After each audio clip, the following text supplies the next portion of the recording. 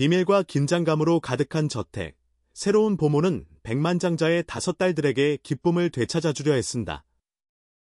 하지만 잔인한 새어머니가 그녀와 아이들 사이에 싹튼 유대감을 없애려 그들을 화장실에 가두면서 모든 것이 변한다.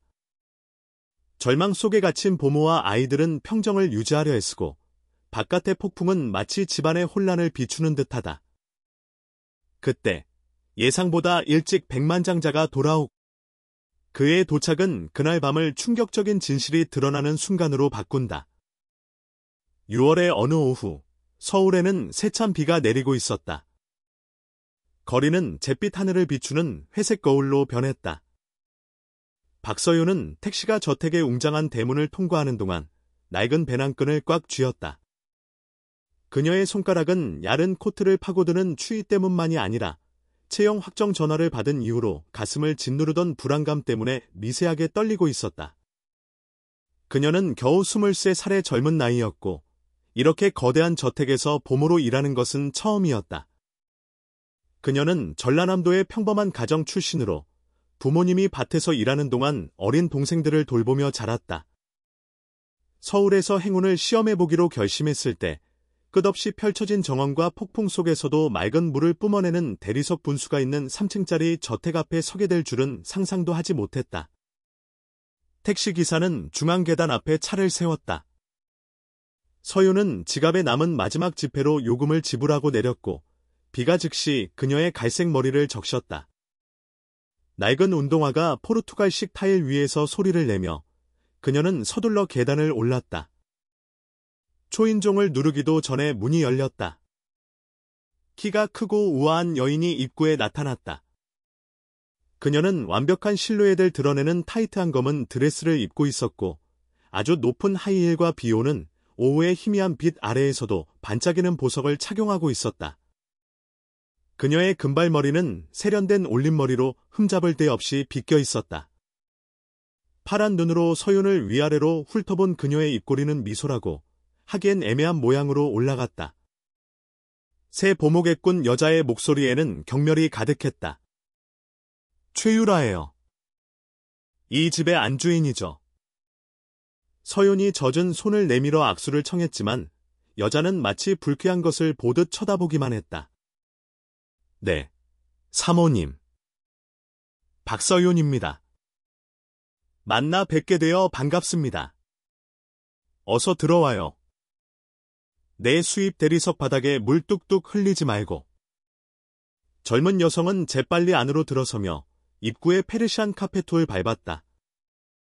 저택 내부는 외부보다 훨씬 더 인상적이었다. 거대한 크리스탈 샹들리에가 높은 천장에 매달려 프랑스산 벽지로 덮인 벽에 무지갯빛 반사를 던졌다. 고풍스러운 가구와 예술 작품들이 구석구석을 장식하고 있었다. 서윤은 이렇게 많은 사치품이 한 곳에 모여 있는 것을 본 적이 없었다. 최유라는 거칠게 문을 닫았다. 이런 환경에 너무 익숙해지지 않길 바라요. 당신은 그냥 직원일 뿐이니까 알겠어요. 당신 자리는 아이들 방과 부엌이에요. 다른 방을 어슬렁거리는 건 보고 싶지 않군요. 네, 사모님. 잘 알겠습니다. 그게 좋겠지. 마지막 보모는 자기 자리를 몰라서 해고해야 했어요. 그전 보모도 마찬가지였고. 사실 당신은 6개월 만에 11번째 보모예요. 여기서 우리가 어떤 종류의 규율을 기대하는지 분명히 알 수 있을 거라 생각하는데. 서윤은 젖은 옷과는 아무 상관없는 오싹함을 느꼈다. 6개월 만에 11번째 보모. 다른 보모들에게 무슨 일이 있었던 걸까? 하지만 그 정보를 처리할 시간도 없이 대리석 복도에서 단호한 발소리가 울려 퍼졌다. 한 남자가 옆방에서 나타났다. 김주원은 애쓰지 않아도 위압감이 있었다. 키가 크고 어깨가 넓었으며 관자놀이에 희끗희끗한 새치가 섞인 검은 머리를 하고 있었다. 그가 입은 네이비색 정장은 분명 서윤이 1년 내내 버는 것보다 비쌀 것이었다. 하지만 그녀를 놀라게 한 것은 그의 눈빛이었다. 최유라의 냉정함과는 달리 김주원의 갈색 눈은 피로감과 진정한 친절함처럼 보이는 무언가를 담고 있었다. 박서연 씨군요. 그가 희미한 미소를 지으며 손을 내밀었다. 김주원입니다. 우리 집에 온 걸 환영합니다. 그의 손은 최유라가 거절했던 악수와는 완전히 다른, 단단하고 따뜻했다. 만나 뵙게 되어 반갑습니다. 회장님. 일을 시작하게 되어 기쁩니다. 좋습니다. 제 딸들에 대해 이야기 좀 나눠야겠습니다. 유라 씨, 하녀에게 서윤 씨를 위해 따뜻한 차 한 잔 준비해달라고 부탁해요. 흠뻑 젖었잖소. 최유라의 표정이 순간 굳어졌지만 그녀는 억지 미소를 지었다. 물론이죠, 여보. 바로 준비할게요. 그녀는 하이힐 소리를 내며 복도를 따라 사라졌다. 김주원은 서윤을 고급 목재로 마감된 서재로 안내했다. 책으로 가득 찬 책장과 식물 및 건축 설계도로 덮인 거대한 책상이 있었다. 그는 자신이 책상 뒤에 앉는 동안 그녀에게 가죽 안락의자를 가리켰다. 서윤 씨, 처음부터 솔직하게 말씀드려야겠습니다. 제 5딸들이 지금 매우 힘든 시기를 겪고 있습니다. 아이들 엄마가 세상을 떠난 지 1년이 조금 넘었는데 아직 그 상실감에서 완전히 회복하지 못했어요. 서윤은 가슴이 아팠다. 엄마 없는 5 소녀. 정말 안타깝습니다, 회장님. 아이들과 회장님께서 얼마나 힘드실지 상상도 안 가네요. 김주원은 얼굴을 쓸어내리며 처음으로 자신이 짊어진 피로의 흔적을 보였다. 그래서 6개월 전에 유라 씨를 고용한 겁니다. 아이들에게 여성적인 존재가 필요하다고 생각했어요. 어떻게든 빈자리를 채워줄 수 있는 사람이요. 하지만 그는 망설였다. 상황이 쉽지 않았습니다. 제 딸들은 정말 좋은 아이들이지만 마음을 굳게 닫고 있어요. 누구와도 쉽게 마음을 열지 않죠. 이해합니다. 그럼 다른 부모들은요? 아무도 보름 이상 버티지 못했어요. 어떤 이들은 아이들이 까다롭다고 했고, 다른 이들은 설명도 없이 그냥 사라져 버렸죠. 그는 깊은 한숨을 내쉬었다. 하나는 10살이고 동생들의 엄마 역할을 거의 도맡아 하고 있습니다.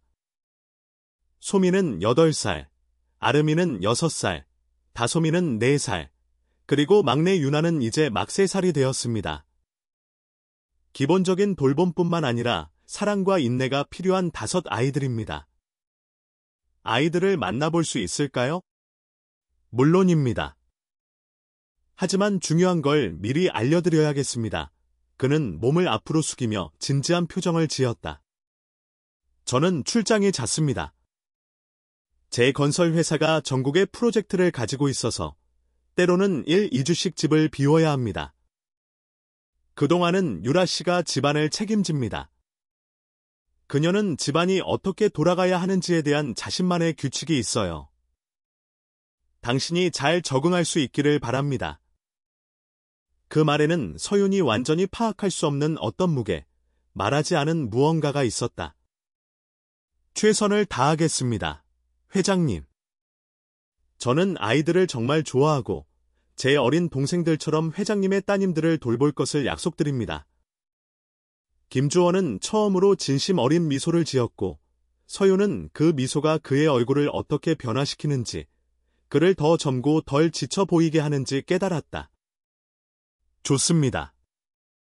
아이들 방으로 안내해드리죠. 그들은 값비싼 그림과 페르시안 카페트 위 깔린 복도를 지나 중앙 계단을 올라갔다. 저택은 호화로운 미로 같았지만 서윤은 모든 것이 너무 차갑고 조용하다는 것을 알아차리지 않을 수 없었다. 아이들의 웃음소리도 장난치는 소리도 없이 오직 그들의 발소리와 창문을 두드리는 빗소리뿐이었다. 김주원은 2층의 하얀 문 앞에 멈춰 섰다. 여기가 아이들 구역입니다. 5 아이의 방이 여기 있고 당신 방은 바로 저 앞입니다. 밤에 아이들이 무슨 일이 있으면 들을 수 있도록요. 그는 문손잡이를 돌려 문을 밀었다. 방은 거대했고 파스텔 톤으로 장식되어 있었으며 5개의 침대가 반원형으로 배치되어 있었다. 각 침대에는 가벼운 천으로 된 캐노피가 있었고 봉제 인형과 다채로운 베개로 덮여 있었다. 값비싼 장난감으로 가득 찬 선반이 벽 한 면을 차지했다. 서연만 한 크기의 인형의 집이 한쪽 구석에 있었고 의상이 넘쳐나는 상자가 다른 쪽을 차지했다. 어떤 아이라도 꿈꿀 만한 방이었다. 하지만 침대에 앉아있던 5 소녀는 행복해 보이지 않았다. 문이 열리자 그들은 문 쪽을 쳐다보았고 서윤은 그 창백한 얼굴과 빛없는 눈을 보고 가슴이 미어지는 것을 느꼈다. 마디인 하나는 가운데에 앉아 있었고 어린 동생 하나를 무릎에 앉히고 다른 3명은 그녀에게 매달려 있었다. 모두 흠잡을 데 없이 깨끗한 드레스를 입고 머리를 완벽하게 빗었지만 그 장면에 뭔가 깊이 잘못된 것이 있었다. 아이들은 겁에 질린 듯 보였다. 얘들아, 이분은 서윤 씨란다. 아빠가 일해야 하는 동안 너희를 돌봐주실 거야. 예에 바르고 말 잘 듣도록 해라. 알았지? 네, 아빠. 하나가 10살짜리에게는 너무 어른스러운 척하는 가느다란 목소리로 대답했다. 다른 아이들은 침묵을 지키며 호기심과 불신이 섞인 눈으로 서윤을 바라보기만 했다. 막내 유나는 하나의 드레스 자락을 붙잡고 엄지손가락을 빨고 있었다. 서윤은 아이들의 눈높이에 맞추기 위해 몸을 낮추고 진심 어린 미소로 얼굴을 밝혔다. 안녕, 얘들아. 만나서 정말 반가워. 우리 분명히 아주 잘 지내고 재미있게 놀 수 있을 거야. 하나는 대답하지 않고 동생들을 더 꽉 껴안았다. 다른 아이들은 마치 말하기를 두려워하는 것처럼 계속 말이 없었다. 김주원은 긴장된 분위기에 불편한 듯 헛기침을 했다. 자, 그럼 서로 알아갈 시간을 주겠습니다. 서윤 씨, 필요한 게 있으면 저를 찾으세요. 그는 나가려고 몸을 돌렸지만 문가에서 멈췄다. 아, 한 가지 더. 유라 씨가 아이들을 위해 엄격한 일과를 정해놨습니다. 식사는 여기서 하고 정해진 시간에만 놀고 밤 8시에는 잠자리에 들어야 합니다. 그 규칙을 따라주세요. 알겠습니다, 회장님. 문이 닫히자 서윤은 5자매와 단둘이 남았다. 침묵은 무거웠고 바깥의 빗소리와 아이들의 부드러운 숨소리만이 그 침묵을 깼다. 서윤은 아이들을 놀라게 하지 않으려 천천히 움직이며 한 걸음 다가갔다. 여기 같이 앉아도 될까? 하나가 살짝 고개를 끄덕였고 서윤은 부드러운 카페토 바닥에 앉아 다리를 꼬았다. 가까이서 보니 아이들 한 명 한 명을 더 잘 볼 수 있었다. 하나는 긴 갈색 머리와 10살 아이에게는 너무 진지한 녹색 눈을 가졌다. 소미는 언니와 닮았지만 그녀의 갈색 눈에는 숨기려 애쓰는 호기심의 반짝임이 있었다. 아름이는 주근깨가 많았고 어깨 위로 붉은 곱슬머리가 흘러내렸다. 다솜이는 볼이 분홍빛이었고 수줍은 눈빛을 하고 있었으며 막내 유나는 아빠를 닮은 검은 머리와 큰 눈을 가진 인형 같았다. 있잖아. 그녀는 나지막이 말하기 시작했다. 나도 어린 동생들이 있어. 어렸을 때 부모님이 일하시는 동안 동생들을 돌보곤 했어. 우리 정말 재미있는 놀이를 많이 만들어냈지. 소미가 궁금한 듯 고개를 갸웃거렸다. 어떤 놀이? 아, 온갖 것들. 담요로 오두막을 만들고 이상한 이야기를 지어내고 연극도 하고 노래하고 춤도 췄어.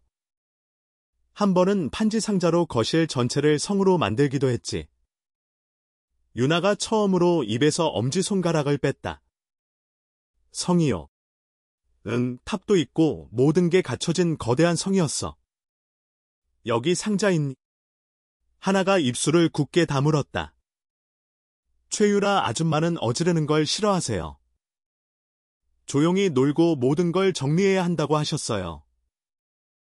서윤은 아이가 새어머니를 최유라 아줌마라고 부르며 같은 집에 사는 아이와 어른 사이의 존재에서는 안 될 형식적인 거리를 두는 것을 알아차렸다. 그럼 너희들은 조용히 있을 때 뭘 하는 걸 좋아해? 아무것도요. 아름이가 슬픈 목소리로 대답했다. 우린 그냥 이 방에 있어요. 가끔 최유라 아줌마가 텔레비전을 보게 해주시는데 교육 프로그램만요. 이 예쁜 장난감들은 다 어디에 쓰는 거야? 서윤이 가득 찬 선반을 가리켰다. 이걸로 놀지 않... 그냥 장식용이에요. 소미가 설명했다. 최유라 아줌마가 아빠랑 결혼한 후에 다 사셨어요. 근데 우리가 망가뜨리기엔 너무 비싸다고 하셨어요. 서윤은 가슴속에서 슬픔과 분노의 물결이 치솟는 것을 느꼈다. 만질 수 없는 장난감에 둘러싸인 5 아이들, 황금 감옥처럼 보이는 호화로운 방에서 살고 있었다. 그거 아니. 장난감은 바로 아이들이 가지고 놀라고 만들어진 거야. 같이 놀만한 재미있는 걸 골라보는 건 어때? 소미의 눈이 순간 반짝였지만 하나가 재빨리 고개를 저었다. 안 돼요. 최유라 아줌마가 화내실 거예요. 책임은 내가 질게. 내가 잘 돌보고 나중에 다 제자리에 정리할게. 어때? 5 소녀는 서로를 쳐다보며 오직 아주 친한 자매들만이 공유하는 그 조용한 언어로 소통했다. 마침내 하나가 한숨을 쉬며 고개를 끄덕였다. 알았어요. 하지만 아주 잠깐만요. 다음 1시간 동안 서윤은 5 자매가 변하는 것을 지켜보았다. 처음에는 수줍게, 그 다음에는 더 자신감 있게 그들은 선반에서 인형과 봉제 인형을 꺼내기 시작했다. 소미는 자신이 좋아하는 조립게임을 보여주었고 아름이는 먼지 쌓인 동화책을 찾았으며 다솜이는 색색의 사인펜 세트를 발견했고 유나는 자기 몸만 한 거대한 곰 인형을 껴안았다. 서윤은 시골에서의 어린 시절에 대한 재미있는 이야기를 들려주었고 아름이의 책에 나오는 각 캐릭터에 대해 다른 목소리를 냈으며 심지어 동생들과 함께 부르던 간단한 노래도 가르쳐 주었다. 조금씩 웃음소리가 터져 나오기 시작했다. 처음에는 수줍게, 그 다음에는 더 자유롭고 진심 어린 웃음이었다. 한때 조용한 영묘 같았던 방이 아이들의 목소리로 생기를 되찾았다. 그들이 모두 바닥에 원을 그리고 앉아 알록달록한 블록으로 탑을 쌓고 있을 때 문이 갑자기 열렸다. 최유라가 폭풍처럼 들어왔고 그녀의 하이힐이 카페 위에 박혔다. 그녀의 얼굴은 분노로 붉었다. 여기서 무슨 일이 벌어지고 있는 거지? 5 소녀는 즉시 움츠러들었고 서윤이 처음 도착했을 때 보았던 그 공포 상태로 돌아갔다. 막내 유나는 곰 인형을 마치 손이 타는 것처럼 놓아버렸다. 서윤은 재빨리 일어나 최유라와 아이들 사이에 섰다. 그저 놀고 있었을 뿐입니다. 사모님. 서로 알아가면서요. 놀고 있었다고 최유라의 파란 눈이 번뜩였다. 이 엉망진창인 꼴 좀 봐. 장난감이 방 전체에 흩어져 있잖아. 아이들은 모든 걸 정리해야 한다고 분명히 말했을 텐데. 죄송하지만 사모님, 아이들은 놀아야 합니다. 그리고 제가 지금 아이들을 도와 모든 걸 정리하겠습니다. 당신은 이 아이들을 조용하고 얌전하게 만들라고 고용된 거지. 파티를 열고 장난감을 사방에 흩어놓으라고 고용된 게 아니야. 최유라가 서윤에게 한 걸음 다가서며 낮고 위협적인 목소리로 말했다. 이 집의 규칙을 따르지 못한다면 다른 보모들과 같은 운명을 맞게 될 거야. 알아듣겠어. 완벽하게 이해합니다. 하지만 이 아이들에게는 엄격한 규율뿐만 아니라 애정과 관심이 필요하다는 것도 이해합니다. 최유라의 얼굴이 더욱 붉어졌다. 감히 내게 의문을 제기해. 내가 이 집의 주인이야. 그리고 이 아이들은 엄마를 잃은 아이들입니다. 평범한 어린 시절을 보낼 자격이 있어요? 이어지는 침묵은 칼로 자를 수 있을 만큼 무거웠다. 5 자매는 방구석에서 서로 껴안고 있었고 눈은 공포로 커져 있었다. 서윤은 위축되기를 거부하며 최유라에게 시선을 고정했다. 마침내 최유라는 차가운 미소를 지었다. 용감하네. 그 점은 인정하지. 하지만 한 가지 분명히 해두겠어. 아이들은 이 방에 있어야 해. 집안을 돌아다니는 걸 보고 싶지 않아. 특히 손님이 있을 때는 더더욱. 식사는 여기서 하고, 공부도 여기서 하고, 노는 것도 여기서 해. 그게 아이들 세상의 한계야. 이 간단한 규칙을 따를 수 있겠어. 서윤은 마른 침을 삼켰다. 왜 아이들이 집안을 돌아다니면 안 되나요? 여긴 아이들의 집인데요. 내가 그렇게 말했으니까. 그리고 주원 씨가 무언가 물어보면 아이들이 방에 있는 걸 더 좋아한다고 말해. 알았어. 서윤이 대답하기도 전에 최유라는 이미 방을 나가며 문을 세게 닫았다. 그 소리는 복도의 총성처럼 울려 퍼졌다. 서윤은 조용히 울고 있는 소녀들에게로 돌아섰다. 그 5 작은 생명체가 그렇게 겁에 질린 것을 보고 그녀의 마음이 찢어졌다. 그녀는 천천히 다가가 팔을 벌렸다. 하나씩 5 소녀는 오랫동안 받지 못했던 위안을 찾으며 그 품에 안겼다. 괜찮아, 서윤이 각 아이의 머리를 쓰다듬으며 속삭였다. 이제 내가 여기 있잖아. 내가 너희를 돌봐줄게. 언니도 다른 사람들처럼 떠날 거예요. 하나가 떨리는 목소리로 물었다. 아니, 안 떠나. 약속할게. 최유라 아줌마는 아빠가 출장 가시면 우리한테 아주 못되게 굴어요. 소미가 흐느끼며 고백했다. 소리 지르고 우리가 짐이라고 말해요. 유나가 서윤의 소매를 잡아당겼다. 배고파요. 서윤은 벽시계를 보았다. 이미 저녁 6시, 저녁 식사 시간이었다. 부엌에 너희 먹을 게 뭐가 있는지 보러 가자. 알았지? 그녀는 5 소녀의 손을 잡고 조심스럽게 계단을 내려갔다. 부엌은 거대했고 온통 화강암과 스테인리스 스틸로 마감되어 있었지만 비어 있었다. 가정부는 이미 퇴근했고 최유라나 김주원의 흔적은 없었다. 냉장고에서 서윤은 몇 가지 재료를 찾아 간단하지만 영양가 있는 음식을 준비하기로 했다. 그녀가 집에서 만든 토마토 소스로 파스타를 요리하는 동안 소녀들은 부엌 식탁에 앉아 그녀의 모든 움직임을 주의 깊게 지켜보았다. 우리 엄마도 우리한테 이걸 만들어주곤 했어요. 아름이가 작은 목소리로 말했다. 요리하면서 동시에 노래도 부르셨어요. 너희 엄마는 정말 특별한 분이셨나 보구나. 내 하나가 손등으로 눈물을 닦았다. 항상 꽃향기가 났고 꽉 안아주셨어요. 그리고 자기 전에 이야기를 들려주셨죠. 서윤은 찬장에서 찾은 5개의 알록달록한 접시에 파스타를 담았다. 어떤 이야기? 용감한 공주님 이야기, 말하는 동물 이야기, 마법 같은 모험 이야기요. 소미가 수줍은 미소를 지으며 접시를 받았다. 언니도 이야기할 줄 알아요. 많이 알지. 저녁 먹고 나서 너희가 원하면 자기 전에 아주 재미있는 이야기 하나 해줄게. 도착한 이후 처음으로 서윤은 5 자매가 진심으로 웃는 것을 보았다. 그들은 식욕 좋게 먹으며 각자 좋아하는 것에 대해 조용히 이야기했다. 소미는 그림 그리는 것을 좋아했고 아름이는 피아노를 배우고 싶어 했으며 다솜이는 춤추는 것을 좋아했고 유나는 나비에 푹 빠져 있었다. 마디인 하나는 자신의 감정을 쓰는 일기장을 가지고 있었지만 최유라가 찾지 못하도록 매트리스 밑에 숨겨두었다. 식사를 마친 후 서윤이 설거지를 하는 동안 소녀들은 행주로 그릇을 닦으며 그녀가 가르쳐준 노래를 함께 흥얼거렸다. 그것은 단순하고 평범한 순간이었지만 그 저택이 오랫동안 느끼지 못했던 따뜻함으로 가득 차 있었다. 방으로 돌아와 서윤은 각 아이가 옷을 갈아입고 이를 닦는 것을 도왔다. 모두를 침대에 눕히고 이불을 덮어주며 각자의 이마에 뽀뽀를 해주었다.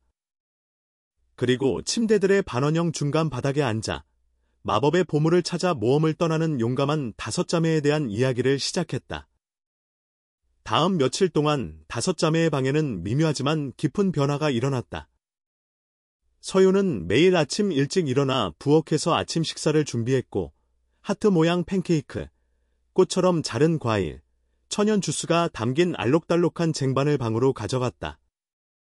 예전에는 조용히 텅 빈 표정으로 식사하던 소녀들은 이제 보모의 도착을 기대하며 신나게 일어나기 시작했다. 김주원은 셋째 날 세종시로 출장을 떠났다. 그곳에서 주택단지 프로젝트의 시작을 감독할 예정이었다. 떠나기 전 그는 딸들에게 꽉 껴안으며 작별 인사를 하고 서윤에게 속삭였다. 아이들에게서 뭔가 다른 점이 보여요. 고맙습니다. 그 말은 젊은 여성의 마음에 그녀가 필요로 하는 줄도 몰랐던 인정의 도장처럼 새겨졌다.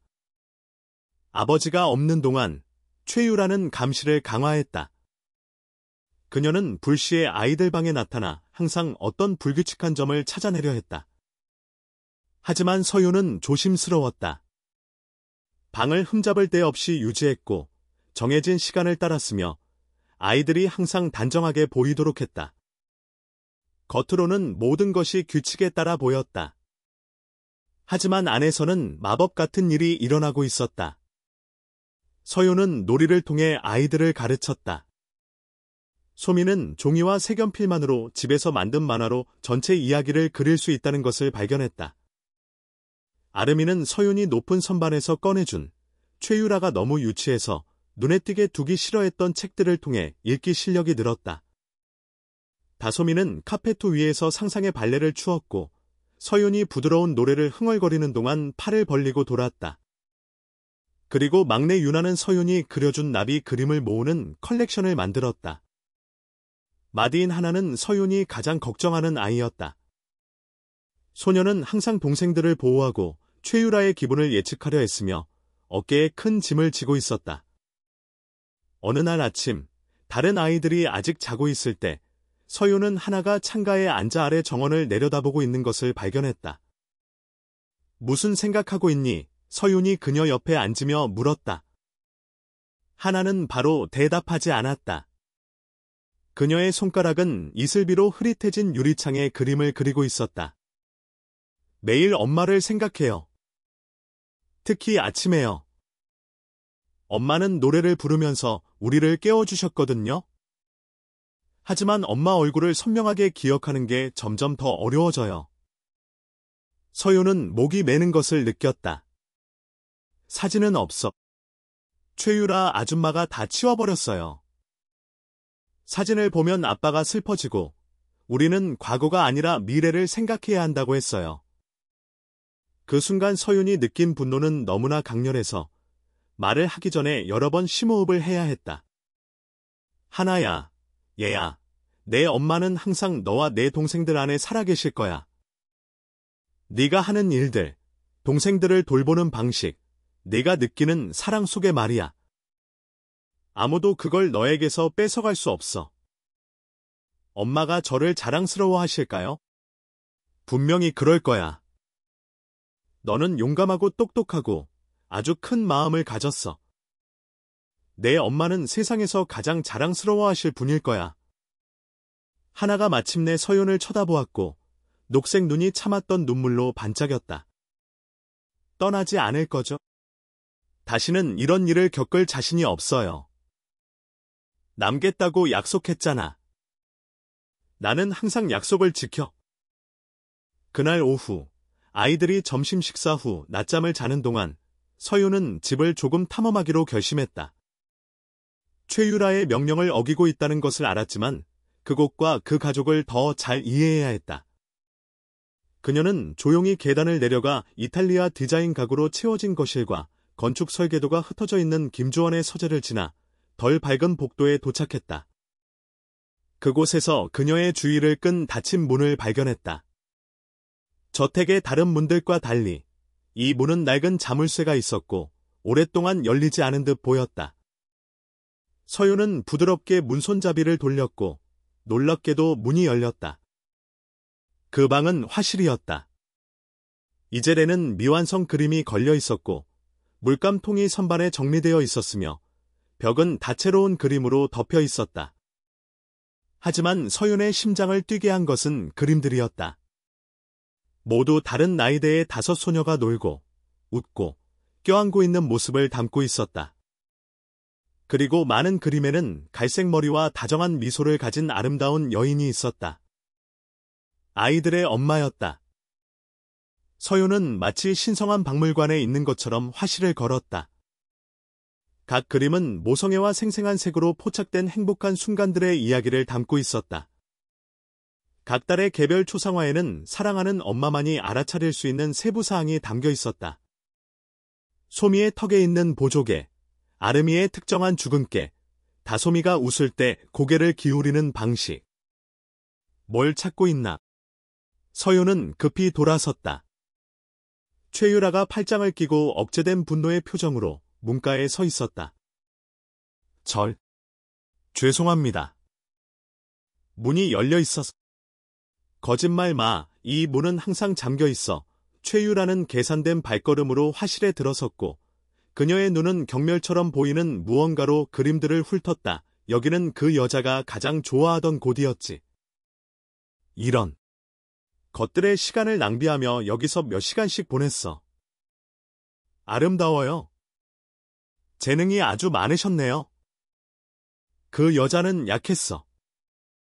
현실 세계를 다룰 줄 모르는 몽상가 예술가였지. 주원 씨가 일하는 동안 혼자서 5딸을 키울 수 있다고 생각했지만 결과가 어땠는지 봐. 최유라는 작은 캔버스 하나를 집어들고 차갑게 살펴보았다. 그 여자는 가버리고 주원 씨를 산산조각 낸 채로 남겨뒀어. 5 아이를 키우고 회사를 경영해야 하는 남자에게 말이야. 다행히 내가 나타났지. 서윤은 분노를 억누르려 주먹을 꽉 쥐었다. 회장님은 그분을 많이 사랑하셨나요? 사랑, 최유라는 웃었다. 유머 없는 소리였다.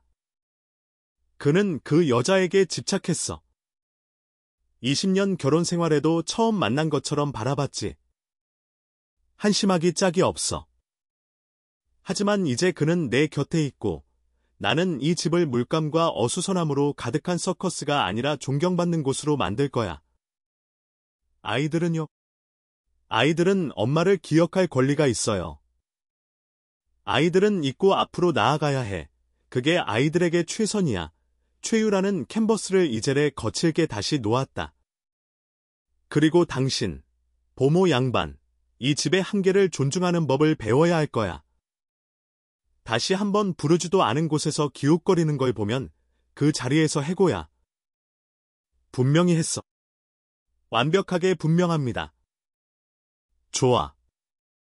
이제 아이들 방으로 돌아가서 거기 있어. 서윤은 가슴이 무거웠지만 상황에 대한 더 깊은 이해를 가지고 화실을 나왔다. 최유라는 단지 엄격한 새어머니가 아니었다. 그녀는 김주원의 첫 아내의 모든 흔적을 지우려 하고 있었다. 마치 기억을 지움으로써 그녀의 자리를 완전히 차지할 수 있는 것처럼. 방으로 돌아왔을 때 아이들은 이미 깨어 있었다. 유나가 달려와 그녀를 껴안았고 서윤은 그 작지만 사랑 가득한 포옹을 받기 위해 몸을 숙였다. 어디 계셨어요? 보고 싶었어요. 미안해, 얘들아. 처리할 일이 좀 있었어. 하지만 이제 여기 왔어. 뭔가 특별한 걸 해볼까? 뭐요? 아름이가 신나서 물었다. 서윤에게 아이디어가 떠올랐다. 아마도 문제를 일으킬 아이디어였지만 모든 위험을 감수할 가치가 있었다. 우리만의 비밀 정원을 만들어보는 건 어때? 5 소녀는 혼란스러워하며 서로를 쳐다보았다. 그게 무슨 말이에요? 소미가 고개를 갸웃거렸다. 이 방에 정원을 만드는 거야. 종이꽃, 그려진 나비, 색칠한 새들로. 색과 생명으로 가득 찬 우리만의 특별한 공간이 될 거야. 하지만 최유라 아줌마가 화낼 거예요. 항상 이성의 목소리인 하나가 경고했다. 그럼 아줌마가 보지 못하게 만들면 되지? 침대 뒤쪽, 창문 가까이. 우리만의 비밀이 될 거야. 그들만의 비밀이 있다는 생각에 소녀들은 신이 났다. 다음 며칠 동안 오후 시간에 그들은 비밀 정원을 가꾸었다. 서윤은 각자에게 다른 종이꽃을 만드는 법을 가르쳐 주었다. 장미, 데이지, 해바라기. 소미는 종이 조각에 나비를 그려 창문 근처 벽에 테이프로 붙였다. 아름이는 거의 보이지 않는 실에 매달린 다채로운 새들을 만들었다. 다솜이는 잎과 가지를 그려 벽을 타고 올라가는 종이 덩굴을 만들었다. 그리고 유나는 병뚜껑과 물감으로 무당벌레와 벌을 만들었다. 정원은 매일 조금씩 자라났고 항상 침대와 옷장 뒤에 숨겨져 있어 문에서 방을 그냥 바라보는 사람에게는 보이지 않았다. 하지만 다섯 자매와 그들의 보모에게 그 작은 공간은 자유, 창의성, 희망을 상징했다. 밤에 모두 잠자리에 든 후 서윤은 침대들 사이 바닥에 앉아 이야기를 들려주었다. 항상 함께 도전을 이겨내는 자매들, 단결과 형제의 중요성에 대한 이야기였다. 소녀들은 넋을 잃고 들었고 서윤은 각자가 이 교훈을 내면화하기 시작하는 것을 알아차렸다. 하나는 모든 짐을 혼자 짊어질 필요가 없다는 것을 배우고 있었다. 소미는 자신의 예술적 목소리를 발견하고 있었다. 아름이는 독서를 통해 용기를 얻고 있었다. 다솜이는 춤을 통해 감정을 표현했다. 그리고 아주 작은 유나도 끊임없는 애정 속에서 꽃피우고 있었다. 어느 날 아침, 서윤은 이상한 작은 소리에 잠에서 깼다. 방문을 열자 바닥에 종이 한 장이 놓여 있었다. 그것은 6명의 다채로운 그림이었다. 5 소녀와 그녀, 모두 손을 잡고 있었고 거대한 태양이 위에서 빛나고 발미되는 꽃이 있었다. 위에는 하나의 단정한 글씨체로 이렇게 쓰여 있었다. 우리의 마음의 가족. 서윤은 그 그림을 베개 밑에 간직하고 조용히 감사의 눈물을 흘렸다. 아주 짧은 시간 안에 그 5 아이들은 그녀의 마음을 완전히 차지해버렸다. 김주원은 출발한 지 2주 후 화창한 금요일에 세종시에서 돌아왔다. 현관문을 들어서자마자 그가 가장 먼저 알아차린 것은 소리였다. 웃음소리. 저택복도에 울려 퍼지는 아이들의 진심 어린 웃음소리였다. 그는 현관에 멈춰 서서 오랫동안 자신의 집에서 듣지 못했던 그 소리를 처리하려 애썼다. 그는 목소리의 근원을 따라 계단을 올라갔고 아이들 방 문이 살짝 열려 있는 것을 발견했다. 틈새로 그는 가슴 벅찬 감동을 느끼게 하는 장면을 보았다. 5 딸이 카페트 위에 원을 그리고 앉아 있었고 서윤이 그 가운데에서 재미있는 목소리로 이야기를 하고 있었다. 소미는 배를 잡고 웃고 있었고 아름이는 눈을 반짝이며 신나 있었으며 다솜이는 흥분해서 손뼉을 치고 있었고 유나는 귀까지 찢어지는 미소를 지으며 곰 인형을 껴안고 있었다. 그리고 너무 빨리 어른이 되어버린 그의 진지한 하나가 진심으로 웃고 있었다. 김주원은 몇 분 동안 그저 지켜보기만 했다. 마지막으로 딸들이 저런 모습을 본 게 언제였을까?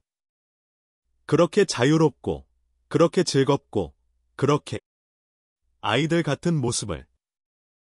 그는 눈이 뜨거워지는 것을 느끼고 문을 두드리기 전에 심호흡을 해야 했다.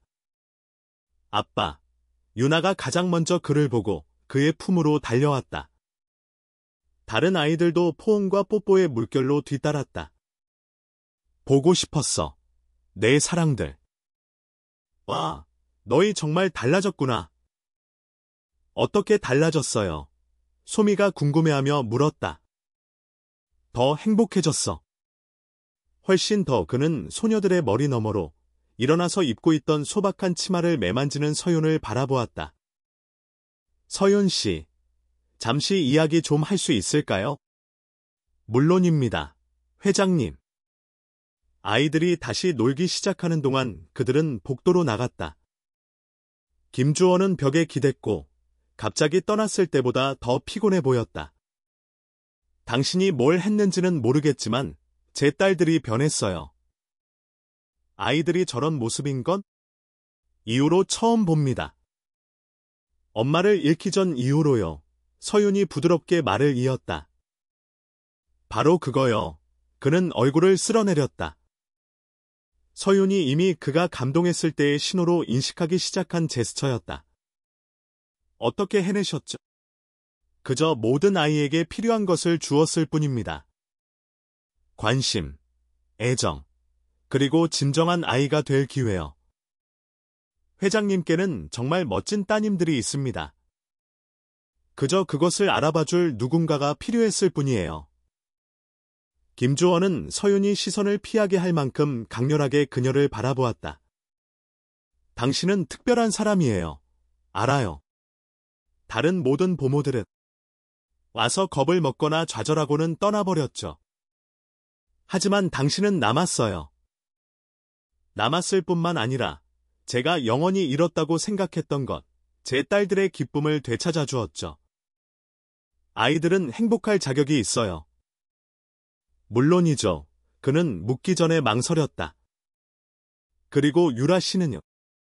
어떻게 지냈습니까? 서윤은 아랫입술을 깨물며 신중하게 단어를 골랐다. 그분은 엄격하십니다. 하지만 저희는 규칙을 잘 따를 수 있었습니다. 거기에는 말하지 않은 무언가가 있었고, 김주원은 그것을 알아차렸다.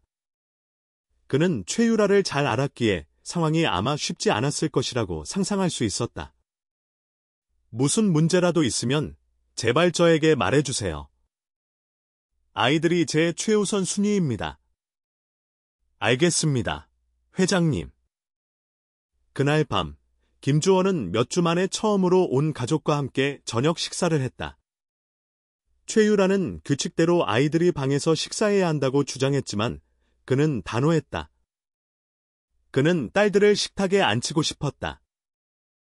5 소녀가 거대한 식탁 의자에 앉고 서윤이 필요하면 돕기 위해 부엌 근처에 서 있는 동안 공기 중의 긴장감은 만져질 듯했다. 최유라는 타이트한 빨간 드레스를 입고 흠잡을 데 없었고 샹들리에 불빛 아래 보석이 반짝였다. 그녀는 미소 짓고 있었지만 미소는 눈까지 닿지 않았다. 주원 씨, 아이들이 매일 밤 우리와 함께 저녁 식사를 할 필요는 없어요. 방에서 더 편안해 하잖아요. 아이들은 나와 함께 식탁에 있을 때 더 편안해. 그가 유나의 접시에 파스타를 덜어주며 대답했다. 내 공주님들이 보고 싶었어. 저녁 식사 동안 김주원은 아이들이 무엇을 배웠는지, 어떻게 놀았는지, 하루를 어떻게 보냈는지에 대해 질문했다. 최유라는 대화를 다른 주제로 돌리려 했지만 그는 항상 딸들에게로 돌아왔다. 어느 순간 하나가 서윤이 들려주는 이야기를 언급했다. 이야기. 김주원이 미소 지었다. 어떤 이야기? 서로 돕는 자매들과 용감해지는 것에 대한 이야기요. 아름이가 설명했다. 서윤 언니가 정말 잘해요. 최유라가 금속성 소리를 내며 접시에 포크를 떨어뜨렸다. 서윤 언제부터 보모를 별명으로 부르기 시작했지? 소녀들은 겁에 질려 서로를 쳐다보았다. 하나가 마른 침을 삼켰다. 언니가 그렇게 불러도 된다고 했어요. 참 부적절하네. 최유라는 노골적인 경멸을 담아 서윤을 쳐다보았다. 직원은 적절한 거리를 유지해야지. 유라 씨, 김주원의 목소리에는 서윤이 전에 들어본 적 없는 경고의 어조가 담겨 있었다. 아이들이잖소. 보모를 이름으로 부르고 싶다면 나는 문제될 게 없다고 보오. 적절한 사회적 경계를 유지하는 문제예요. 내 딸들이 행복하게 해주는 문제요. 이어지는 침묵은 긴장되었다. 최유라는 거친 동작으로 냅킨을 접고 식탁에서 일어섰다. 실례하지만 두통이 있어서요. 안녕히 주무세요. 그녀는 비싼 향수 흔적을 남기며 빠른 걸음으로 방을 나갔다. 아이들이 잠자리에 든 후 김주원은 서윤을 서재로 불렀다. 그녀는 긴장하며 들어와 그가 가리킨 의자에 앉았다. 서윤 씨, 질문 하나 하겠는데 솔직한 대답을 듣고 싶습니다. 물론입니다, 회장님, 유라 씨가 제 딸들을 잘 대해줬습니까? 서윤은 심호흡을 했다. 두려워하면서도 동시에 갈망했던 순간이었다. 완전히 솔직해도 될까요? 제발요. 아니요, 회장님. 그렇지 않습니다. 최유라 사모님은 아이들을 하루 종일 방에 가두고 집안을 돌아다니지 못하게 하며 기쁨이나 놀이의 기미만 보여도 꾸짖습니다.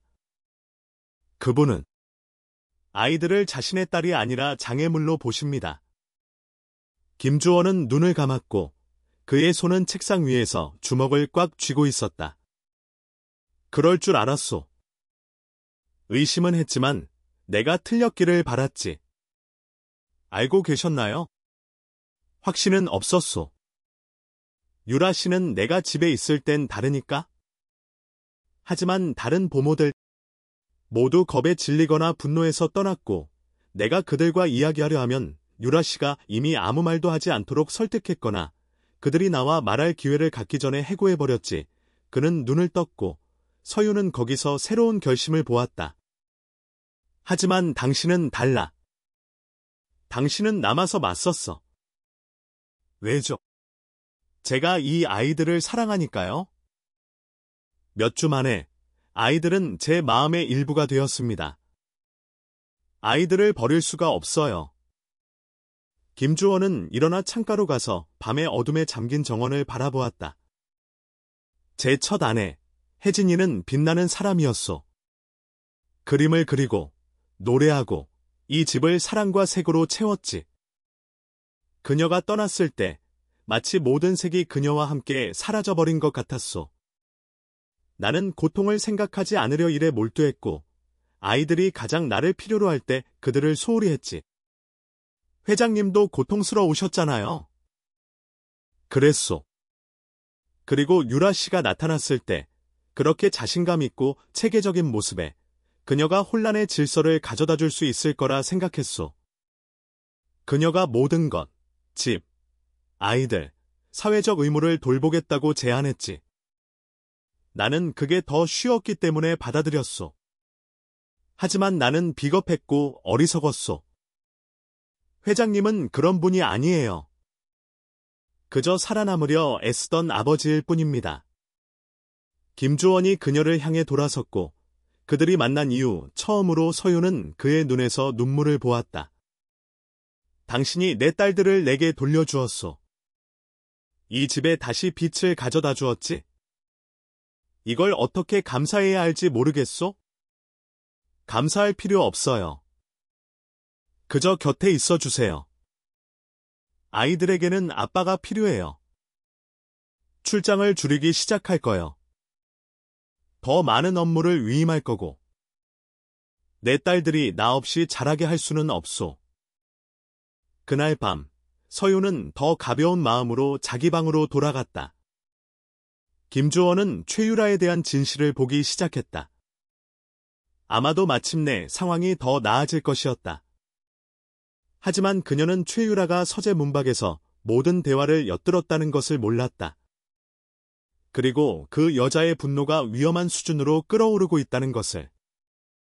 다음 며칠 동안 최유라는 매가 먹이를 관찰하듯 서윤을 지켜보았다. 그녀는 예고 없이 아이들 방에 나타나 어떤 불규칙한 점을 찾기 위해 구석구석을 살폈고 모든 활동에 대해 질문했다. 하지만 서윤은 조심스러웠고 항상 정해진 규칙에 따라 모든 것을 유지했다. 김주원은 약속대로 집에서 더 많이 일하기 시작했다. 그는 방 하나에 임시 사무실을 설치하고 오전을 화상회의로 보냈지만 항상 딸들과 점심을 먹고 오후에는 그들과 함께 활동에 참여했다. 서윤은 멀리서 그들을 지켜보며 아버지와 딸들 사이의 유대가 다시 강해지는 것을 보았다. 어느 날 오후, 김주원은 모두 정원에 가자고 제안했다. 5 소녀는 흥분해서 소리를 질렀다. 최유라가 없을 때 가끔 부엌에서 식사하는 것을 제외하고는 몇 달 동안 방을 나가지 않았기 때문이었다. 서윤은 아이들이 편안한 옷을 입는 것을 돕고 각자의 머리를 묶어주었다. 정원에서 김주원은 진심으로 딸들과 놀았다. 그는 잔디밭에서 아이들과 함께 달렸고 그네를 밀어주었으며 유나가 자기 머리에 꽃을 꽂으려 할 때 웃었다. 서유는 근처 벤치에 앉아 그 가족이 다시 연결되는 것을 보며 깊은 행복을 느끼며 지켜보기만 했다. 최유라는 2층 창문에서 지켜보고 있었다. 완벽하게 칠해진 빨간 손톱이 창틀을 두드렸다. 아래 정원에서는 그 한심한 장면이 펼쳐지고 있었다. 김주원이 아이들과 웃고 그 참견쟁이 보모는 마치 가족의 일원인 양 벤치에 앉아 있었다. 그녀가 지난 6개월 동안 공들여온 모든 것이 그 하찮은 여자 때문에 무너지고 있었다. 자선 행사에서 김주원을 처음 만났을 때 그녀는 그에게서 완벽한 기회를 보았다. 상실감에 망연자실한 부유한 호랍이, 취약한 상태. 그녀는 인내심을 갖고 이해심 많고 지지해주는 척했다. 결혼은 빨리 이루어졌다. 어쩌면 너무 빨랐을지도 모르지만 최유라는 기회를 놓치는 사람이 아니었다. 5 아이들은 불편한 존재였지만 그녀는 새로운 김 사모님으로서의 위치를 굳히는 동안 아이들을 통제할 수 있다고 확신했다. 하지만 그 박서윤이라는 여자가 모든 것을 망쳐놓았다. 그녀의 짜증나는 순박함과 과장된 애정으로 아이들의 마음을 사로잡았다. 더 나쁜 것은 그녀가 김주원에게 영향을 미치고 있다는 것이었다. 그가 최유라의 결정을 의심하게 만들고 몇 달 동안 보지 않았던 방식으로 딸들을 바라보게 만들었다. 그녀는 이것을 용납할 수 없었다. 최유라는 창문에서 물러나 하이힐 소리를 내며 드레스룸으로 향했다. 그녀는 휴대폰을 들고 전화를 걸었다. 여보세요. 내일 저녁에 우리 집에서 저녁 식사하러 와주셔야겠어요. 아내분과 아이들도 데려오시고요. 네, 중요한 모임이 될 겁니다. 김주원 씨가 그 계약을 성사시키려면 당신들에게 좋은 인상을 남겨야 하거든요. 그녀는 입가에 만족스러운 미소를 띤 채 전화를 끊었다. 다음 날 아침, 최유라는 아침 식사 자리에서 잠재적 투자자들과 중요한 저녁 식사가 있다고 발표했다. 주원 씨, 오늘 밤이 완벽해야 한다는 게 얼마나 중요한지 알죠? 인천 계약이 여기에 달려 있어요. 김주원은 유나의 팬케이크를 작은 조각으로 자르는 데 집중하며 고개를 끄덕였다. 물론이요. 제대로 준비하겠소. 좋아요. 그리고 아이들은 당연히 방에 있어야 해요. 저녁 식사 중에 방해받을 순 없으니까요. 유라 씨, 주원 씨, 이성적으로 생각해요. 진지한 투자자들이라고요. 아이들이 집안을 뛰어다니며 귀찮게 하는 걸 원치 않을 거예요. 소미에게 주스를 따라주던 서유는 속이 울렁거리는 것을 느꼈다. 최유라의 목소리에 담긴 간신히 감춘 만족감이 그녀를 불안하게 했다. 그날 오후는 긴장감이 감돌았다. 최유라는 저녁 식사 준비를 직접 감독하며 고용된 직원들에게 모든 세부 사항을 지시했다. 그녀는 장식용으로 비싼 꽃을 고르고 모든 은식기를 닦으라고 지시했으며 모든 크리스탈 잔을 확인했다. 그리고 그 시간 내내 그녀는 서윤에게 악의적인 눈길을 던졌다. 저녁 식사 시간이 되자 김주원은 가장 좋은 정장을 입고 손님을 맞이하기 위해 내려갔다. 서윤은 최유라의 명령대로 아이들을 방으로 데려가 문을 잠갔다. 5 자매는 아빠를 볼 수 없다는 사실에 실망했지만 서윤은 보상으로 이야기를 더 많이 들려주겠다고 약속했다. 밤 8시, 누군가 문을 두드렸다. 서윤이 문을 열자 최유라가 차가운 미소를 띤 채 서 있었다. 식료품 저장실에 내려가서 와인 좀 더 가져와. 손님들이 예상보다 빨리 마시고 있네? 하지만 아이들 5분 정도는 괜찮을 거야. 어서 가. 서윤은 망설였지만 5 소녀는 이미 잠옷 차림으로 잘 준비가 되어 있었다. 그녀는 뒷계단을 통해 재빨리 내려가 분주한 부엌을 지나 식료품 저장실로 들어갔다. 와인병을 찾고 있을 때 등 뒤에서 문이 닫히고 자물쇠에서 열쇠가 돌아가는 소리를 들었다. 유라 사모님. 사모님, 서유는 문으로 달려가 손잡이를 당겼지만 문은 잠겨 있었다. 제발 문 열어주세요. 아이들이 위층에 혼자 있어요. 대답이 없었다. 복도를 따라 멀어지는 최유라의 하이힐 소리뿐이었다. 서유는 문을 두드리고 소리쳤지만 식료품 저장실은 식사 공간에서 멀었고 파티의 소음 때문에 아무도 그녀의 소리를 듣지 못했다. 그녀는 주머니에서 휴대폰을 찾았지만 아이들 방에 두고 왔다는 사실을 공포에 질려 깨달았다. 그녀는 갇혔다. 완전히 갇혔다. 위층에서 하나는 목이 말라 잠에서 깼다. 서윤을 불렀지만 대답이 없었다. 그녀는 침대에서 일어나 방문으로 가서 손잡이를 돌렸다. 밖에서 잠겨 있었다. 그녀는 다시, 이번에는 더 크게 불렀고 동생들을 깨웠다. 무슨 일이야? 소미가 눈을 비비며 물었다. 서윤 언니가 대답이 없고 문이 잠겨 있어. 잠겨 있다고 아름이가 겁을 먹기 시작했다. 왜 문이 잠겨 있어?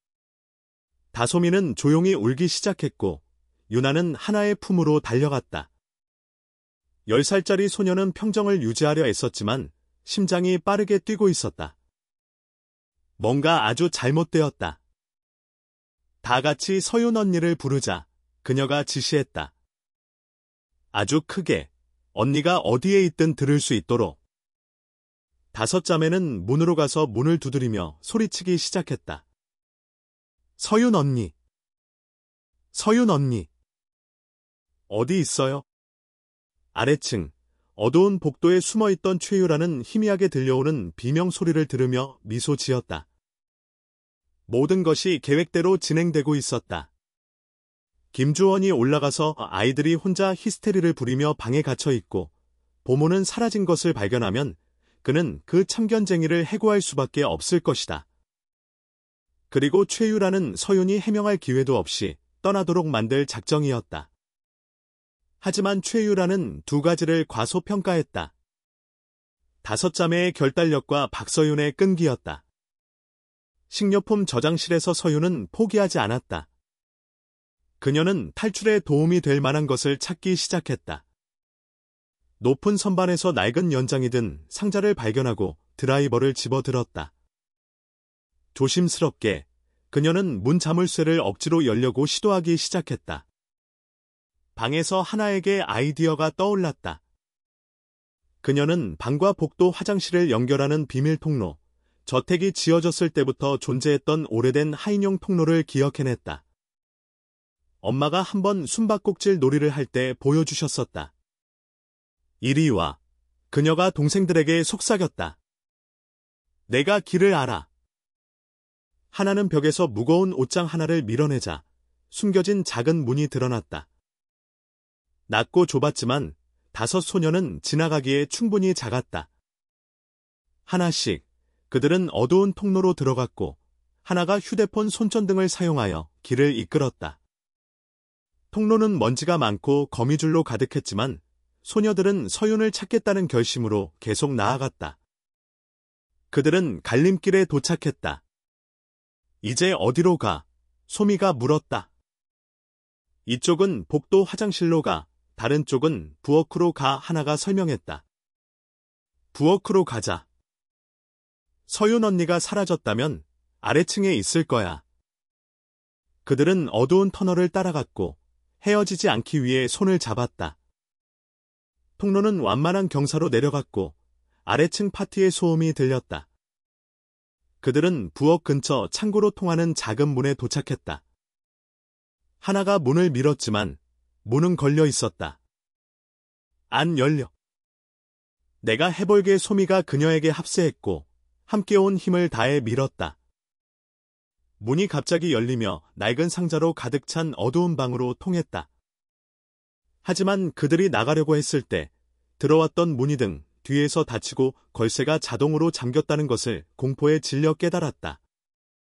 이제 5 소녀는 아무도 그들의 소리를 들을 수 없는 차갑고 어두운 창고에 갇혔다. 다솜이는 더 크게 울기 시작했고 아름이가 그녀를 껴안았다. 유나는 떨며 하나에게 꽉 매달렸다. 괜찮아, 하나는 용감하게 들리려 애썼지만 그녀의 목소리는 떨리고 있었다. 서윤 언니가 우리를 찾을 거야. 언니는 항상 우리를 찾아. 식료품 저장실에서 서윤은 마침내 자물쇠를 억지로 열었다. 문이 열리고 그녀는 전속력으로 계단을 뛰어 올라갔다. 아이들 방에 도착했을 때 문이 밖에서 잠겨 있는 것을 발견했다. 심장이 마구 뛰는 가운데 그녀는 근처 화분에 보관되어 있던 예비 열쇠를 찾았다. 손이 너무 떨려서 화분을 떨어뜨려 산산조각 냈지만 열쇠는 집어들었다. 그녀는 문을 열고 텅 빈 방으로 들어갔다. 얘들아, 방 전체, 침대 및 옷장 안을 뒤졌지만 아이들은 어디에도 없었다. 그때 그녀는 벽에서 밀려난 옷장과 열린 작은 문을 보았다. 세상에, 그녀는 망설임 없이 통로로 들어가며 속삭였다. 아래층 저녁 식사 자리에서 김주원은 위층에서 유리가 깨지는 소리를 들었을 때 뭔가 잘못되었다는 것을 알아차렸다. 그는 손님들에게 양해를 구하고 재빨리 계단을 올라갔다. 복도에 흩어진 도자기 조각과 활짝 열린 아이들 방 문을 발견했다. 서윤 씨. 얘들아.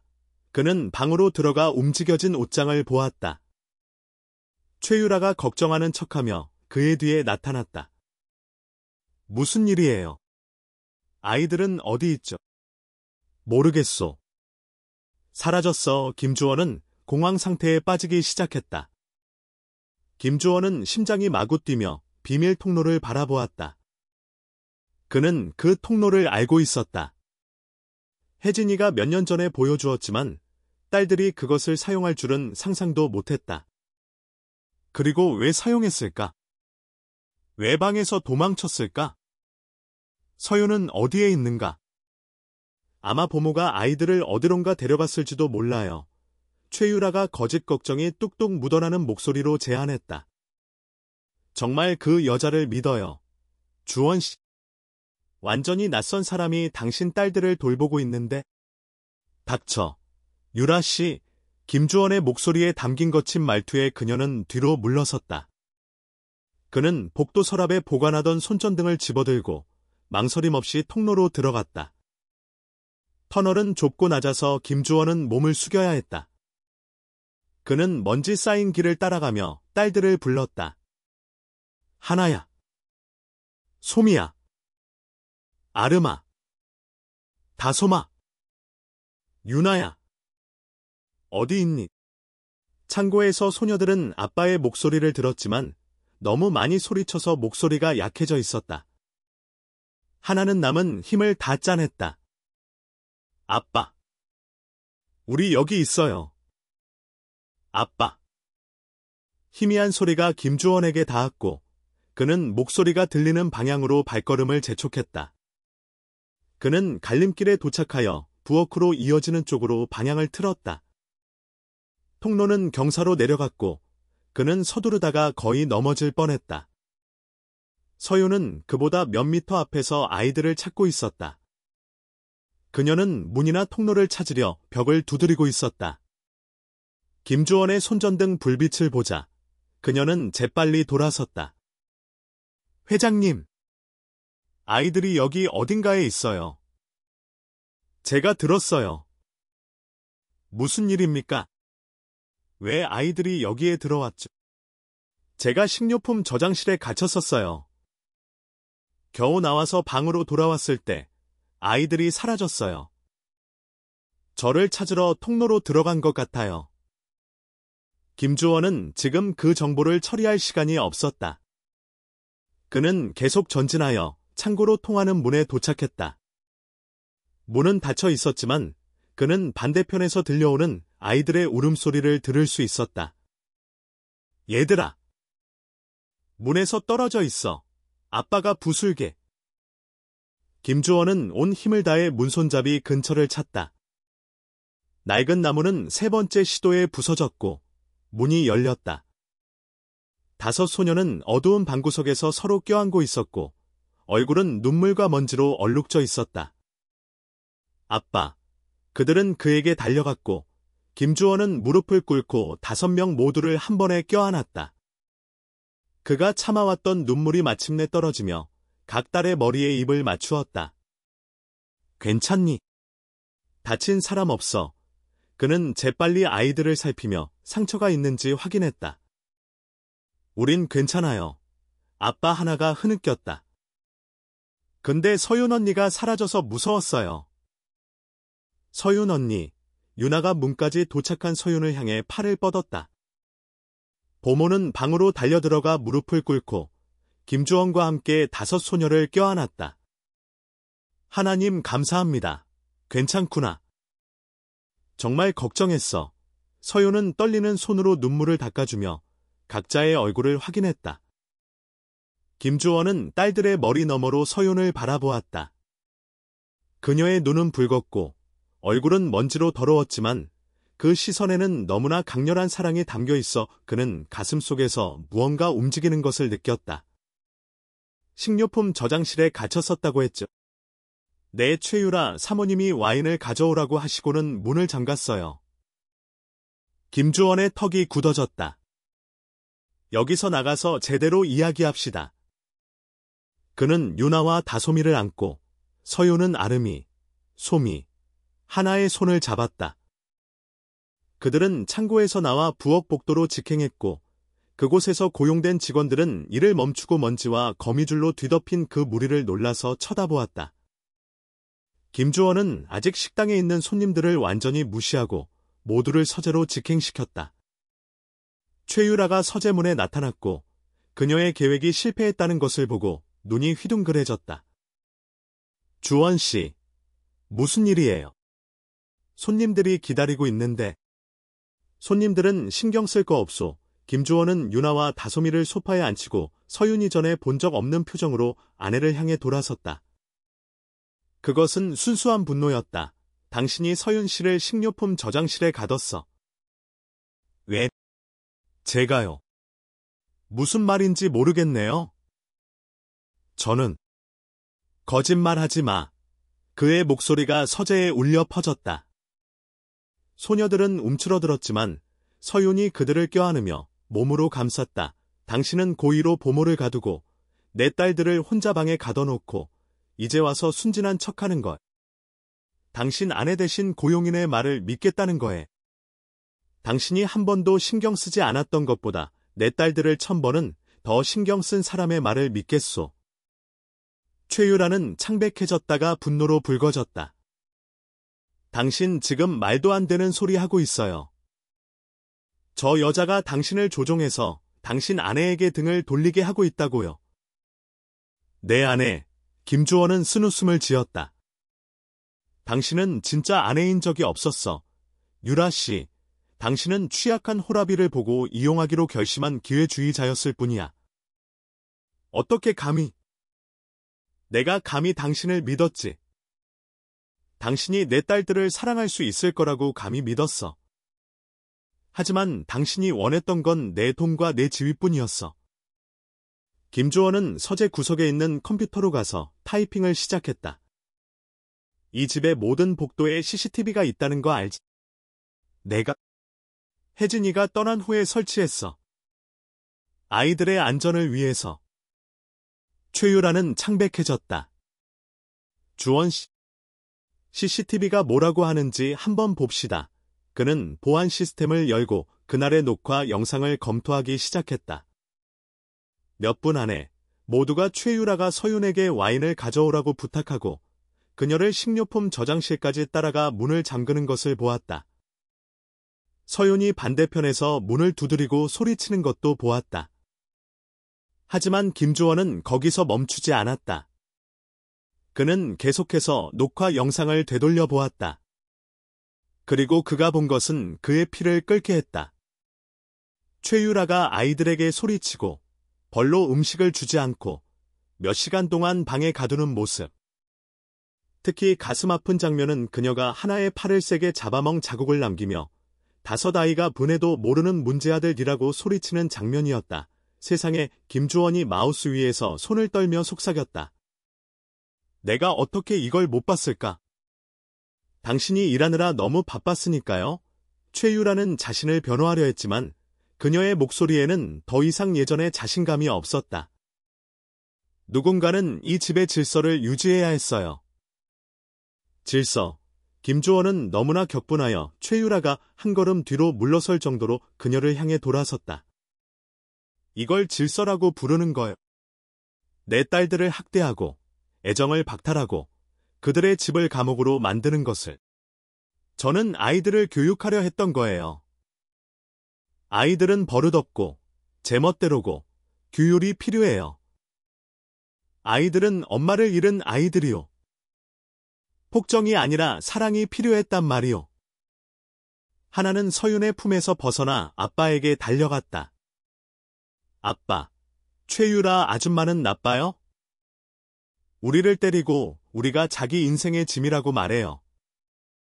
아빠가 우리를 감시할 사람이 필요해서 자기랑 결혼했다고 말했어요. 다른 소녀들도 각자의 이야기를 털어놓기 시작했고 각 이야기는 몇 달간의 정서적 학대와 방치를 드러냈다.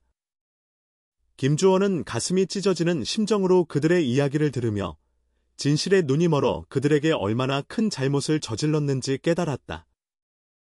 소녀들이 이야기를 마쳤을 때 김주원은 치명적인 평온함으로 최유라를 향해 돌아섰다. 이 집에서 나가. 당장.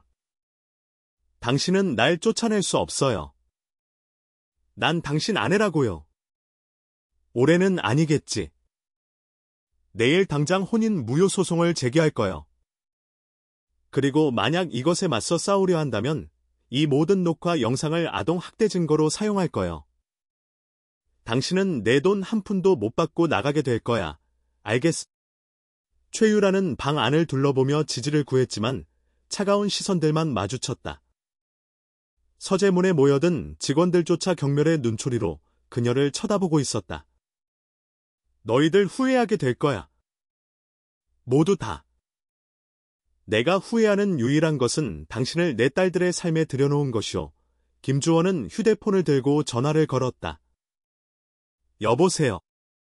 지금 당장 우리 집으로 와서 누군가를 밖으로 호위해줘야겠소. 네. 지금 당장. 15분 후, 2명의 경호원이 최유라가 가방과 몇 벌의 옷만 챙기는 것을 동행했다. 그녀는 대리석 바닥에 분노에 찬 하이힐 소리를 내며 현관문을 나섰고 아무도 진지하게 받아들이지 않는 복수를 맹세했다. 그녀 뒤로 문이 닫혔을 때 마치 집 전체가 안도의 한숨을 내쉬는 것 같았다. 김주원은 서재 소파에 주저앉아 얼굴을 쓸어내렸다. 5 소녀가 그의 주위에 모여들었고 그는 그들을 꽉 껴안으며 미안하다는 말과 더 좋은 아빠가 되겠다는 약속을 속삭였다. 서윤은 문 근처에 서서 머물러야 할지 방으로 가야 할지 몰랐다. 김주원이 그녀를 보고 손을 내밀었다. 이리 와요. 그녀는 수줍게 다가갔고 그는 그녀를 옆 소파에 앉혔다. 당신이 내 딸들을 구했소. 오늘뿐만 아니라 당신이 여기 온 이후 매일 아이들이 가장 사랑이 필요할 때 당신이 사랑해 주었소. 이걸 어떻게 감사해야 할지 모르겠소? 최유라가 떠난 후 몇 달은 치유와 재건의 시간이었다. 김주원은 약속을 지켜 주로 집에서 일하기 시작했고 절대적으로 필요한 경우에만 출장을 위임했다. 그는 5딸의 일상에 참여하고 그들의 독특한 성격과 꿈을 알아가며 함께하는 아버지로서의 기쁨을 재발견했다. 서윤은 보모로 계속 일했지만 그녀의 역할은 점차 변해갔다. 그녀는 단지 직원이 아니라 가족의 일원이었다.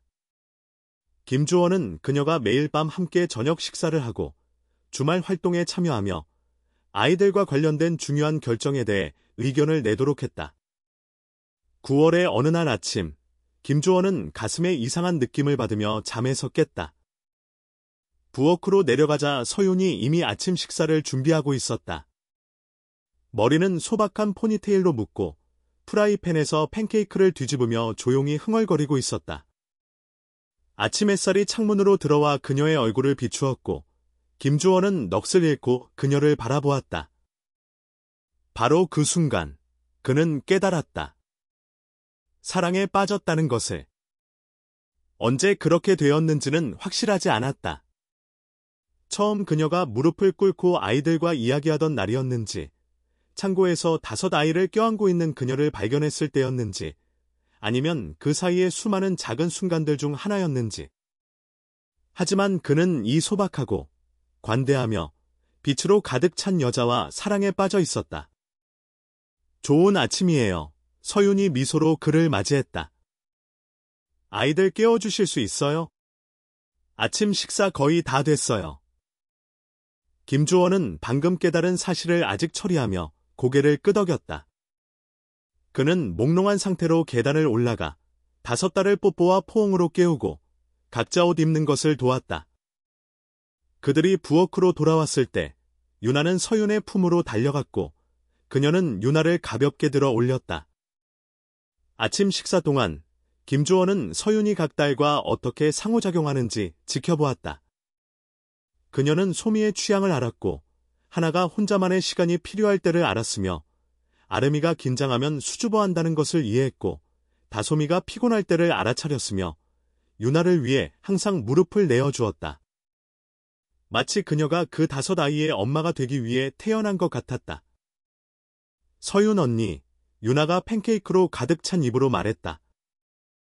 언니는 우리 마음의 엄마 맞죠? 이어지는 침묵은 무거웠다. 서윤은 무어라 대답해야 할지 몰라 얼굴이 새빨개졌다. 다른 4소녀는 기대를 담아 그녀를 쳐다보았다. 유나가 맞아 하나가 부드럽게 말했다. 언니는 우리를 돌봐주고 사랑해주고 항상 여기 있잖아요. 언니는 우리 마음의 엄마예요. 서윤은 눈이 뜨거워지는 것을 느꼈다. 너희도 내 마음의 아이들이야. 말로 표현할 수 없을 만큼 너희 한 명 한 명을 사랑해. 김주원은 가슴이 벅차올라 숨쉬기조차 힘들었다. 그는 갑자기 식탁에서 일어났다. 실례합니다. 그는 중얼거리며 정원으로 나갔다. 서윤은 몇 분 후 그가 소녀들과 노는 것을 지켜보던 벤치에 앉아있는 것을 발견했다. 그녀는 천천히 다가갔다. 회장님, 괜찮으세요? 주원이라고 불러요. 그가 부드럽게 정정했다. 제발, 주원이라고 불러줘요. 주원씨, 그녀가 반복했고 그 이름이 혀에 낯설게 느껴졌다. 제가 뭐 잘못 말했나요? 아니요. 당신은 모든 걸 제대로 말했어요. 그게 날 두렵게 하는 거요. 그는 그녀를 쳐다보았고 서윤은 그의 눈에서 심장을 뛰게 하는 무언가를 보았다. 서윤 씨, 아주 개인적인 질문 하나 해도 될까요? 물론이죠. 여기서 행복해요. 아이들과, 이 집에서, 그리고 나와 함께. 세상에서 가장 행복한 사람이에요. 5아이를 이렇게 많이 사랑하게 될 줄은 상상도 못했어요. 아이들은 제 마음에 있는지도 몰랐던 공간을 채워줬어요. 그럼 나에 대해서는 직업적인 존경심 외에 다른 감정이 있나요? 서윤은 숨이 멎었다. 그것은 그녀가 두려워하면서도 동시에 바라던 질문이었다. 저는 그러면 안 돼요. 왜 안 되죠? 당신은 제 고용주니까요. 당신은 첫 아내를 잃고 아직 슬픔에 잠겨 있으니까요. 부적절하고. 서윤 씨, 김주원이 일어나 그녀 앞에 서서 그녀의 어깨를 부드럽게 잡았다. 혜진이는 항상 내 역사의 일부이고 내 딸들의 엄마이며 나는 항상 그녀를 기를 거요. 하지만 그녀가 떠난 지 거의 2년이 되었소. 그리고 나는 인간의 마음이 무한한 사랑의 능력을 가지고 있다는 것을 배웠소. 주원 씨, 저는 내 말 끝까지 들어줘요. 당신은 우리 삶의 봄으로 들어왔지만 그 이상이 되었소. 당신은 내 딸들에게 기쁨을 되찾아 주었소. 이 집에 다시 색을 가져왔고, 그리고 지난 몇 달 동안 어느 순간 나에게도 기쁨을 되찾아 주었소. 나는 당신과 사랑에 빠졌소. 서윤 씨. 깊고 완전하며 돌이킬 수 없이 사랑에 빠졌소. 서윤의 얼굴에 눈물이 흘러내렸다. 저도 당신을 사랑해요. 느끼지 않으려 애썼고 거리를 두려 했지만 그럴 수 없었어요. 당신은 친절하고 헌신적이고 멋진 아버지이자 좋은 남자예요. 어떻게 사랑에 빠지지 않을 수 있겠어요? 김주원은 그녀를 품에 안았고 서윤은 그 따뜻함, 마침내 집에 온 듯한 그 느낌에 몸을 맡겼다. 그들은 오랫동안 서로를 안고 있다가 등 뒤에서 들려오는 웃음소리를 들었다. 5 소녀가 부엌 창문으로 엿보고 있었고 얼굴에는 커다란 미소가 번져 있었다. 그들이 발각된 것을 깨닫자 정원으로 달려나왔다. 아빠가 서윤 언니랑 결혼할 거야. 소미가 신나서 깡충깡충 뛰었다. 잠깐만 김주원이 웃으며 여전히 서윤의 허리를 잡고 말했다. 아직 청혼도 안 했어. 그럼 하세요. 아름이가 기도하듯 손을 모았다. 김주원은 서윤을 바라보았고 그녀는 그의 시선에서 긴장과 희망이 섞여 있는 것을 보았다. 너무 미친 지들까? 나와 결혼해서 시끄러운 5 소녀의 새엄마가 되고 이 정신없는 가족의 일원이 되는 것. 제 인생 최고의 미친 짓이 될 거예요. 그럼. 김주원은 잔디밭에 무릎을 꿇고 여전히 서윤의 손을 잡은 채 5 딸이 주위에 모여들었다. 박서윤 씨, 나와 결혼해주겠어. 지금 반지는 없고 이게 가장 로맨틱한 청혼은 아니지만 내가 할 수 있는 가장 진심 어린 청혼이요. 당신은 우리를 완전하게 만들었소. 이 집을 다시 가정으로 만들어 주었고 당신을 내 아내로 맞이하는 것은 영광일 거요. 네. 서윤은 웃고 울며 동시에 대답했다. 네. 1000번이라도 네. 5 소녀는 기쁨의 함성을 지르며 부부 주위를 뛰어다녔다. 김주원이 일어나 서윤에게 처음으로 부드럽게 입을 맞추는 동안 딸들은 박수를 치며 웃었다. 다음 몇 달은 준비와 조정의 시간이었다.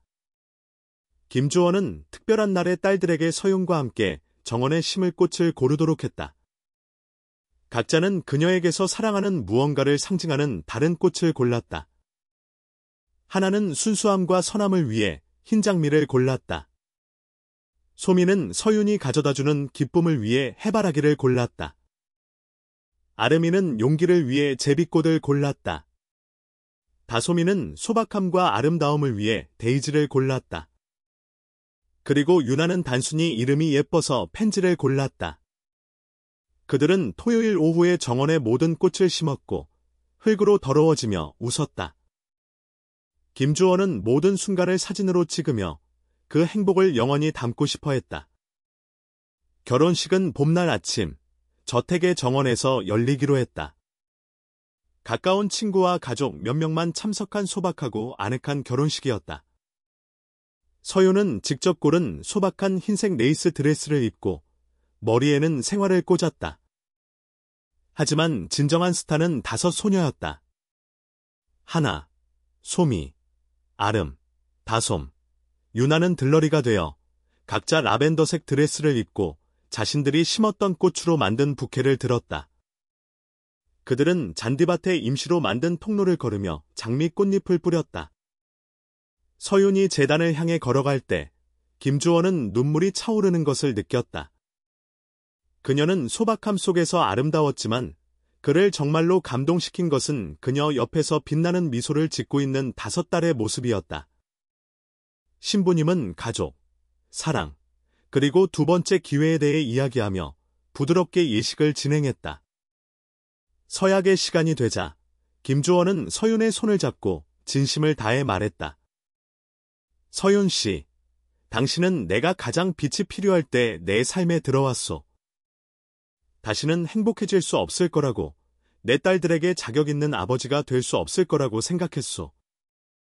하지만 당신은 사랑에는 한계가 없다는 것, 가족은 혈연뿐만 아니라 선택과 함께하는 것이라는 것을 보여주었소. 매일 당신을 존중하고 당신의 꿈을 지지하며 당신에게 어울리는 남편이 될 것을 약속하오. 서윤은 눈물을 닦고 자신의 서약을 말했다. 주원 씨, 제가 여기 처음 왔을 때 저는 그저 일자리를 찾는 시골 소녀였어요. 가족을 찾게 될 줄은 상상도 못했죠. 당신과 당신의 멋진 5딸들은 제게 사랑의 진정한 의미를 가르쳐 주었어요. 제 온 마음을 다해 이 가족을 돌보고 제가 될 수 있는 최고의 아내와 엄마가 되며 매일 이 집을 사랑으로 채울 것을 약속해요. 신부님이 그들을 부부로 선언했을 때 5 소녀는 모든 하객보다 더 크게 소리쳤다. 김주원은 딸들이 그들을 껴안는 동안 서윤에게 입을 맞추었고 순수한 사랑과 기쁨의 장면을 만들어냈다. 이어진 파티는 그 소박함 속에서 완벽했다. 라이브 음악, 맛있는 음식, 그리고 많은 춤이 있었다. 김주원은 각 딸과 개별적으로 춤을 추며 각자에게 얼마나 사랑하는지 속삭였다. 서윤도 그들과 함께 춤을 추었고 유나를 품에 안고 잔디밭을 돌았다. 해가 지기 시작하며 하늘을 분홍색과 주황색 톤으로 물들일 때 온 가족이 그들이 심었던 꽃밭에 모였다. 5 소녀는 서윤과 김주원의 무릎에 앉아 함께 황혼을 바라보았다. 엄마가 보고 계실까? 하나가 몇 달 만에 처음으로 생모를 언급하며 부드럽게 물었다. 김주원은 딸을 더 꽉 껴안았다. 분명히 그럴 거야. 그리고 엄마는 너희를 사랑하고 돌봐줄 다른 사람이 생겨서 기뻐하실 거야. 아무도 엄마를 대신할 수는 없어요. 서윤이 덧붙였다. 엄마는 항상 너희의 첫 번째 엄마, 너희를 세상에 데려온 분이실 거야. 나는 그저 운 좋게 나중에 와서 너희의 사랑도 얻게 된 사람일 뿐이야. 언니는 우리 마음의 엄마야, 유나가 1000번째로 선언했고 모두가 웃었다. 그날 밤 5 소녀가 잠자리에 든 후 김주원과 서윤은 손을 잡고 정원에 앉아 있었다. 그들 뒤의 저택은 따뜻한 불빛으로 빛났고 열린 창문에서는 이전에 녹음된 웃음소리가 들려왔다. 이제 그곳은 그들의 집이었다. 차가운 감옥이 아니라 생명과 사랑으로 가득 찬 가정이었다. 가장 놀라운 게 뭔지 알아요. 김주원이 서윤의 머리에 입을 맞추며 중얼거렸다. 뭔데요? 당신이 우리 삶의 소박한 사람으로 위장해서 그저 일자리를 찾는 보모로 들어왔다는 거. 하지만 당신은 바로 우리가 필요로 했던 존재였소. 우리를 구원하기 위해 보내진 천사. 서윤은 미소 지으며 그에게 더 가까이 기댔다. 저는 천사가 아니에요. 그저 5 소녀와 좋은 남자를 온 마음을 다해 사랑하는 한 여자일 뿐이에요. 그리고 그곳에서 별빛 아래 함께 심은 꽃과 만들어가기 시작한 추억에 둘러싸여 김주원과 서윤은 희귀하고 소중한 것을 찾았다는 것을 깨달았다. 행복을 위한 2번째 기회, 사랑으로 선택된 가족, 그리고 마침내 완전해진 가정을. 이야기 끝. 하얀색 체크표. 사랑하는 청취자 여러분, 서윤과 주원, 그리고 5딸의 이야기가 여러분의 마음에 와닿았기를 바랍니다.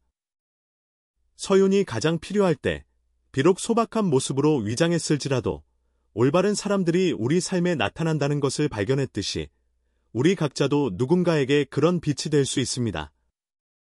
이 감동적인 여정을 계속하기 위해 사랑, 가족, 그리고 2번째 기회에 대한 똑같이 매력적인 이야기들로 특별한 플레이리스트를 준비했습니다. 옆에 있는 여기를 클릭하여 찾으실 수 있습니다. 이 이야기가 여러분을 감동시켰다면 저희 채널을 구독하고 영상에 좋아요를 남기는 것을 잊지 마세요. 매일 저희는 삶의 복잡성, 진정한 사랑의 힘, 그리고 가족의 유대에서 찾는 힘을 탐구하는 독특한 이야기들을 가져옵니다. 댓글로 알려주세요. 예상치 못한 누군가가 당신의 삶을 바꾼 경험이 있나요? 아니면 비슷한 실제 이야기를 알고 계신가요? 여러분의 경험을 읽고 싶습니다. 다음 콘텐츠도 놓치지 마세요. 각 이야기는 인간 본성과 진정한 사랑에 변화시키는 힘을 더 잘 이해할 수 있는 창입니다. 다음 이야기에서 만나요. 그리고 기억하세요. 가족은 혈연으로 정의되는 것이 아니라 우리가 매일 나누기로 선택한 사랑으로 정의됩니다.